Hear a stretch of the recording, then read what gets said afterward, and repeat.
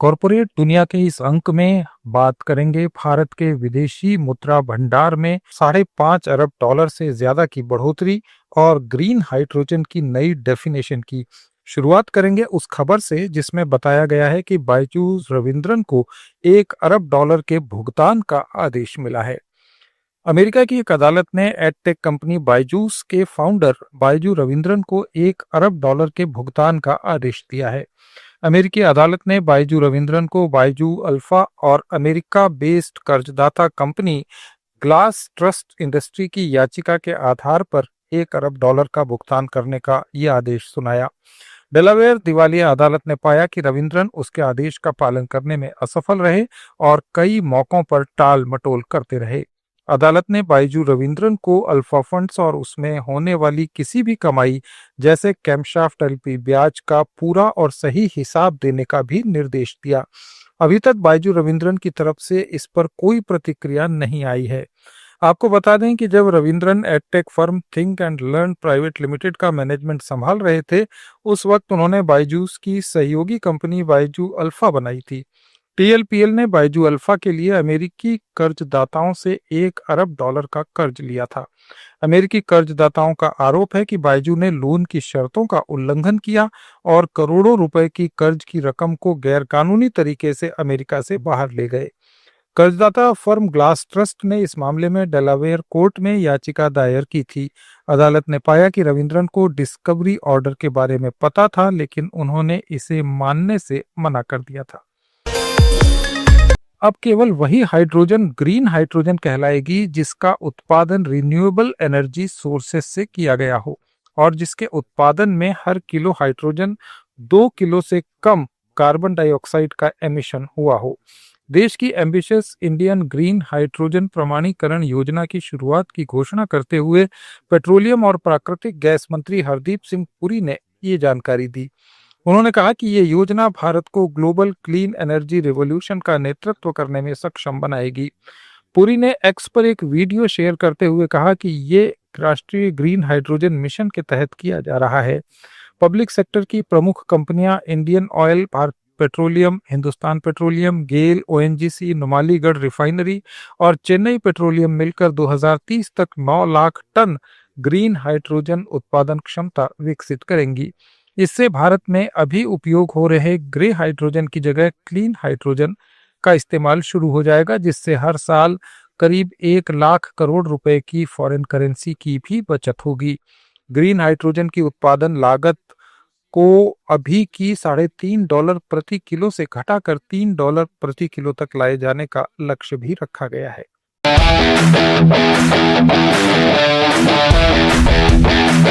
Every great transformation begins with trust. And as Bharat steps into the clean energy era, it is building that trust molecule by molecule. The Green Hydrogen Certification Scheme of India, launched in April 2025, ensures that every molecule of hydrogen truly deserves to be called green.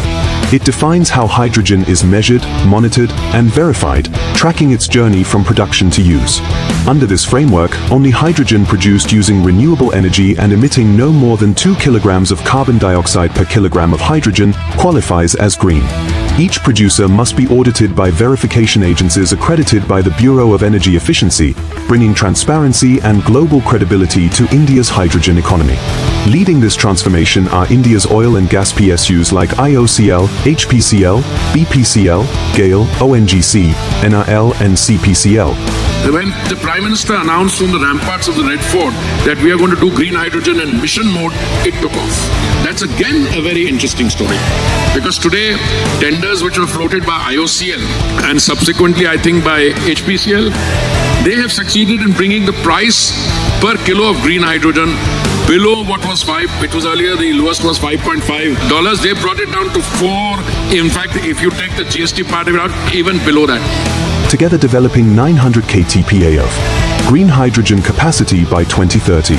Projects at Panipath, Vizag, Bina, Numaligarh and offshore clusters will replace grey hydrogen across refineries and industries, soon saving the nation 1 lakh crore rupees in fossil fuel imports and powering cleaner mobility, manufacturing and homes. The GHCI is more than a certification, it is a guarantee of origin, a seal of integrity, sustainability, and self-sufficiency, guiding Bharat towards a future that is greener, fairer, and trusted, under the visionary leadership of Prime Minister Narendra Modi ji. Market valuation के हिसाब से देश की 10 सबसे बड़ी कंपनियों में से 7 की वैल्यू इस हफ्ते 1,28,000 करोड़ रुपए बढ़ गई।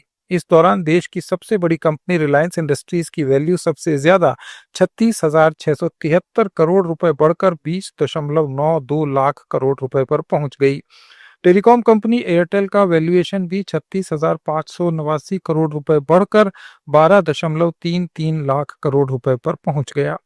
पिछले हफ्ते एयरटेल का मार्केट कैप 55,653 करोड़ रुपए बढ़कर 11.97 लाख करोड़ रुपए पर पहुंचा था। वहीं हफ्ते भर के कारोबार में बजाज फाइनेंस की वैल्यू 8,245 करोड़ रुपए घट गई और 6.25 लाख करोड़ रुपए पर आ गई। सरकारी स्वामित्व वाली बीमा कंपनी LIC का वैल्यूएशन भी 4,522 करोड़ रुपए कम हो गया और अब इसका वैल्यूएशन 5.71 लाख करोड़ रुपए हो गया है। RBI की ओर से जारी आंकड़ों के अनुसार भारत का विदेशी मुद्रा भंडार 5.54 अरब डॉलर बढ़ गया है और अब ये कुल मिलाकर 692.58 अरब डॉलर का हो गया है। ये बढ़ोतरी देश के फॉरेक्स में गोल्ड कंपोनेंट की वैल्यू में उछाल के कारण दर्ज की गई, जो कि 5.34 बिलियन डॉलर से बढ़कर 106.86 बिलियन डॉलर तक पहुंच गया। लेटेस्ट डेटा के मुताबिक फॉरेक्स रिजर्व का सबसे बड़ा हिस्सा foreign currency assets 152 million dollar की बढ़ोतरी के बाद 562 बिलियन डॉलर तक पहुंच गया। वहीं special drawing rights 56 million dollar की बढ़ोतरी के बाद 18.65 बिलियन डॉलर हो गए हैं। अंतर्राष्ट्रीय मुद्रा कोष के पास रिजर्व भी 8 मिलियन डॉलर बढ़ गया और 4.78 बिलियन डॉलर हो गया। इंडिया के फॉरेन एक्सचेंज रिजर्व में पिछले 10 सालों में सोने की हिस्सेदारी करीब दुगनी हो गई है, जो कि 7% से भी कम थी, अब 15% हो गई। सोने की कीमतों की बात करें तो 2025 में इसकी कीमत में 65% तक का उछाल आ चुका है। मिडिल ईस्ट में बढ़ती जियोपॉलिटिकल अनिश्चितताओं और अमेरिकी टैरिफ बढ़ोतरी के बीच सेफ हेवन एसेट को लेकर सोने की मांग बढ़ने से इसकी कीमतों में बढ़ोतरी हुई है। वाणिज्य और उद्योग मंत्री पीयूष गोयल ने इजराइल की 3 दिन की आधिकारिक यात्रा के दौरान दोनों देशों के बीच फ्री ट्रेड एग्रीमेंट बातचीत शुरू करने के लिए टर्म्स ऑफ रेफरेंस पर हस्ताक्षर किए। गोयल ने इजराइल के अर्थ मंत्री नीर बरकत सहित कई शीर्ष नेताओं से मुलाकात की और टेक्नोलॉजी, एग्रीकल्चर, डिफेंस, हेल्थ और इनोवेशन के क्षेत्रों में सहयोग बढ़ाने पर विस्तार से चर्चा की। पीयूष गोयल ने कहा कि पिछले साल दोनों देशों के बीच बायलैटरल ट्रेड 4.25 अरब डॉलर रहा। उन्होंने कहा कि इजराइल ने सुरक्षा और स्वास्थ्य जैसे चैलेंजिंग क्षेत्रों में भी इनोवेशन का केंद्र बना लिया है। भारत की मजबूत कैपेसिटी और इजराइल की अत्याधुनिक तकनीक का संयोजन अरबों डॉलर के निवेश और लाखों रोजगार सृजन करने की क्षमता रखता है।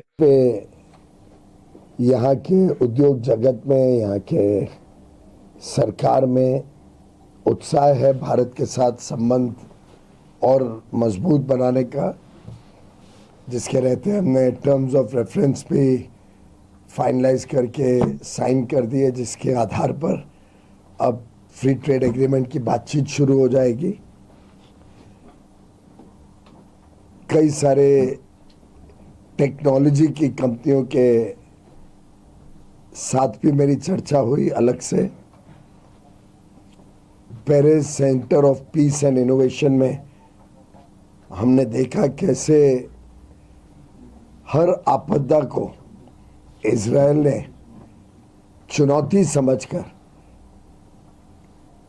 उसमें से लाभ निकालने का काम किया, उसको अवसर बनाया और उसमें से चाहे वो सुरक्षा का क्षेत्र हो, चाहे स्वास्थ्य का क्षेत्र हो, चाहे इलेक्ट्रॉनिक्स टेक्नोलॉजी का क्षेत्र हो, अलग अलग क्षेत्रों के बहुत लाजवाब नवाचार इनोवेशन पर सफल।